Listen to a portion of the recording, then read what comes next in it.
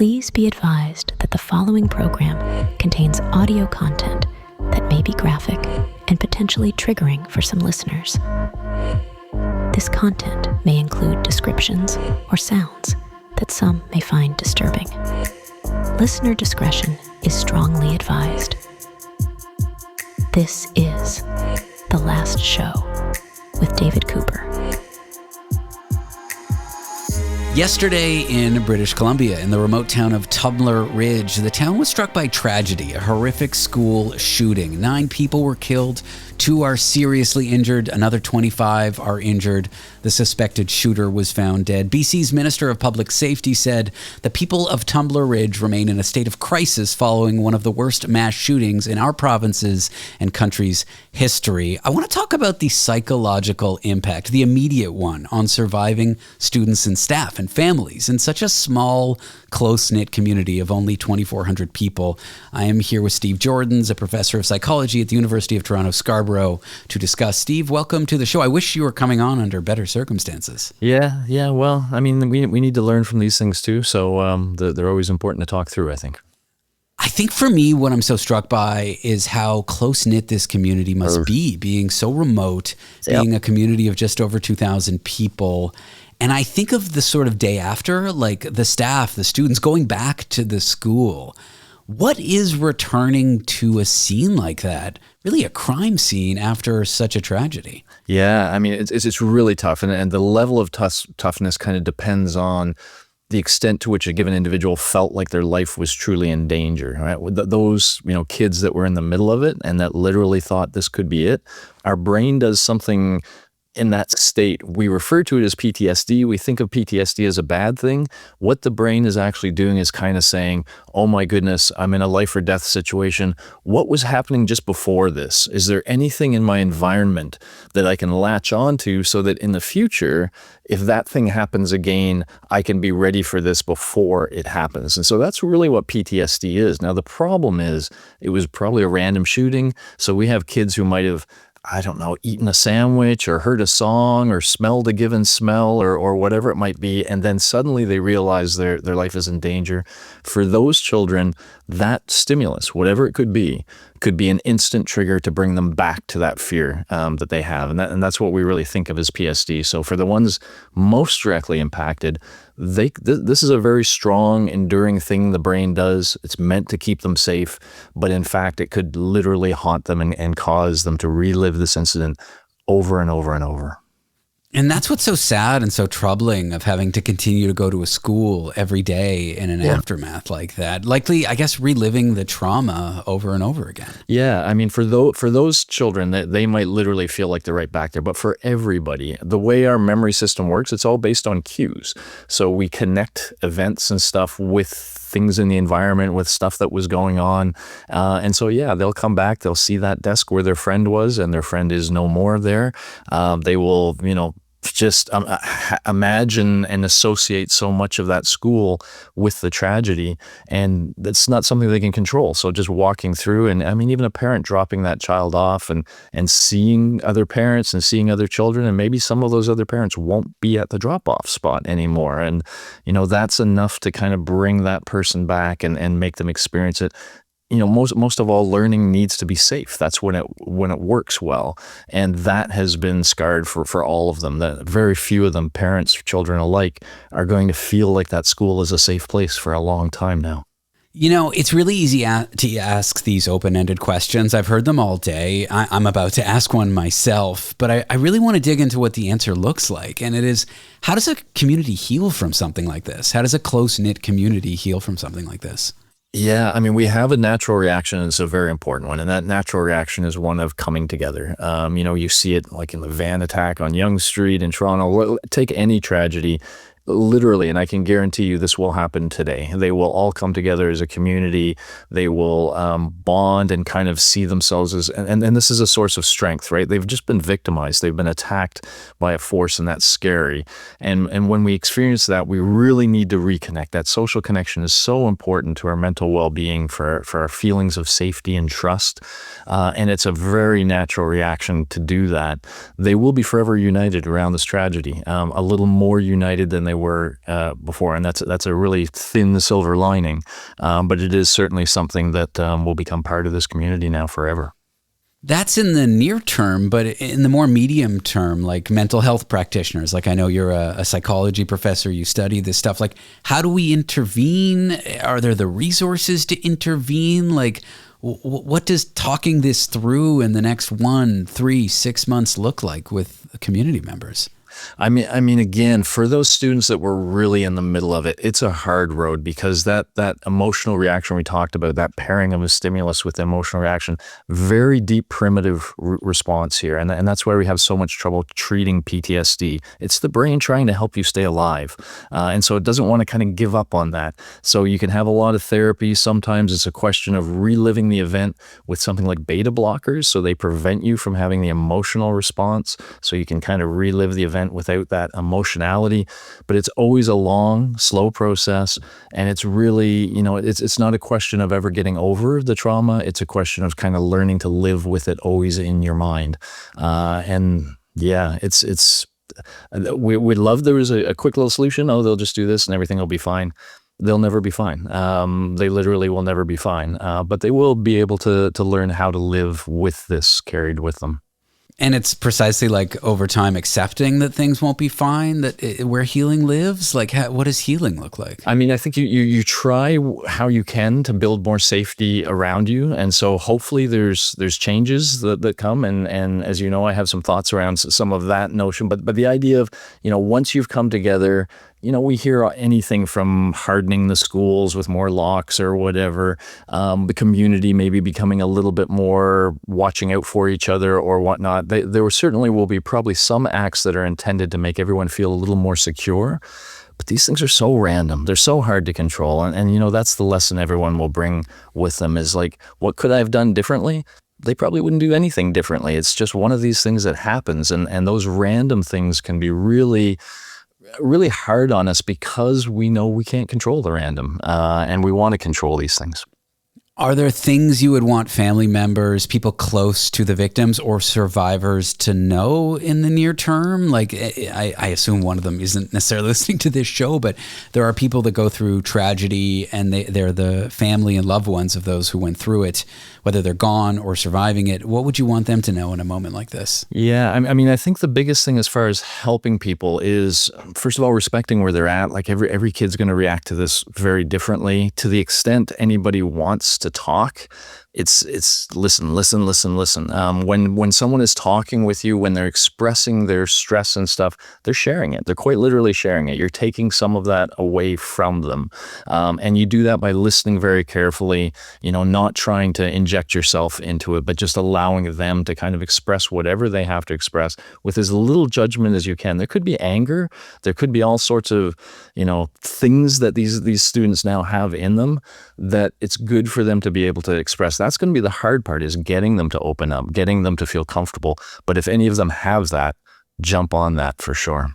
We are continuing our conversation here about the recent school shooting in British Columbia yesterday in the remote town of Tumbler Ridge. 9 people killed, 2 seriously injured, another 25 injured as well. When these things happen, and they do happen a lot in the U.S., it provides a sort of familiar script for discussion. The conversation in the media, on podcasts and social media, politicians do it as well, shifts to mental health and gun control and often the possible cause of these shootings. And that's what we're going to explore here with Steve Jordans, a professor of psychology at the University of Toronto, Scarborough. Steve, welcome to the show. Yeah, thank you. Great to be with you again, David. I think immediately jumping to gun control or better mental health interventions kind of loses the plot on these ones. Not that those conversations aren't worthwhile. They definitely are. But I kind of lament that it takes an awful tragedy to start that discussion. I think one that is also important to have is about the possible cause of these things. Do you have thoughts around that? Do you want to start that discussion? Absolutely. And thank you, because I always find it very frustrating when people talk about mental health. Mental health is, by the way, just a huge concept. You know, the people who do these shootings are not depressed, they're not anxious, they're not schizophrenic, they're not the things we think of for mental health don't really apply here. What does apply, though, is a new concept called social health. And it really stresses the importance of social connection to bring us all together and bring us success and happiness, but also highlights what happens when we have social exclusion. Is isolation and social exclusion a major thread here amongst those who commit heinous acts like this? I mean, a major thread, it's the thread. I mean, almost every case, I would say every case that I've ever heard of, the individual has ended up becoming socially isolated in some way, typically ostracized from a social group. I mean, if you almost think of it logically, in order to walk into a classroom and kill a bunch of people you know, you have to have no empathy. You have to have lost all empathy for them. And typically the process of that is, well, you've gotten excluded, you've gotten kicked out, they don't consider you good enough to be part of them, and then you get angry and they suddenly become less human to you because of what they've done to you. And so, you know, the frustrating part of that for me is, because that pattern is so clear, let's not talk about mental health. This isn't really mental health. This is the consequence of being socially excluded. And that's something we can do something about. Like, if we talk about it that way, if teachers could perhaps start to understand the importance of social health, and I think they do at an intuitive level, but if we could make it more explicit, and if they could learn to recognize, oh, that student is starting to get, you know, sort of broken away from our community in the classroom, what could we do quickly to kind of reintegrate, bring them back? And sometimes very simple things, by the way. There's studies that show that if you just make sure everybody knows everybody's name in a class and that they use each other's name. When I talk to you, I call you David, and you call me Steve. And just that simple practice can build a whole lot more community in a classroom. It reduces bullying. It reduces a lot of the incivility we see in classrooms. I think we need to start attending to the social connection, finding those people that are drifting, and trying at least to bring them in before it gets to the point. I'm hearing a lot of the themes that are similar to when I discussed the loneliness epidemic. Certainly COVID put the loneliness epidemic in the spotlight, feelings of isolation from one's community. That's the major part, or at least one of the major parts of the problem here, is what you're saying? Yeah, and we're seeing this get worse, this social health among youth especially, and there's a whole bunch of reasons for that. They text message a lot rather than talking to each other in person, so they don't have that emotional connection as strongly as when you do talk in person. So yes, I mean, there's something called the Genwell Initiative that's trying to make everybody aware of this. It's a not-for-profit. I'm their scientific advisory committee, and we just put out the first Canadian social health guidelines, kind of like the food guidelines and the exercise guidelines. Except it turns out from the research that social connection is more important than eating well, than exercising well in terms of your mental health, your physical health, your longevity, your happiness. Social connection is the variable. When you have it, you have a lot. But when you don't, this is the kind of situation that can arise. So intervening with students, if I were a parent or a teacher and I see a kid who has signs of feeling isolated, not feeling like they have community, how can one intervene? Well, I mean, if it's caught early enough, there could be things like clubs or hobbies, or, you know, maybe that kid needs to be part of a hockey team. Maybe that kid needs to, you know, find some other way of interacting with other humans that are interested in the same things they're interested in, you know, finding those points of connection. Often it involves making them visible. Like, quite often when these children that end up ostracized, they're often the ones people don't talk to, ignore. So the simple thing from a teacher's point of view of making that child more visible, talking to them by their name again, you know, team projects in school sometimes, you know, having sort of students have to interact with each other. That's how friendships sometimes form. But doing this all in a much more intentional way. I think it used to be easier to make friends back when I was younger, and youth are having a lot of trouble with this now, and I think we need to help them. Technology certainly doesn't help. It's really easy to live a very isolated life, but still be like entertained and engaged, at least on the surface, because of technology, online games, phone, this sort of thing. I don't want to blame phones, but I just want to speak to your point that right now it does seem like it's a lot easier to be isolated than it was when I was a kid, at least. Yeah, I mean, we at least have to understand, you know, there's great things with technology and there's really bad things with technology.